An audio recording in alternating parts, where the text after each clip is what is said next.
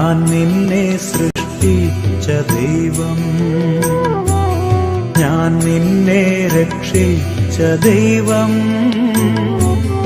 ഞാൻ നിന്റെ പാതയിൽ എന്നും വെളിച്ചമായി നിന്നെ നയിക്കുന്ന ദൈവം. ഭയപ്പെടേണ്ട മകനേ മകളേ, ഞാൻ നിന്റെ ദൈവമല്ലേ.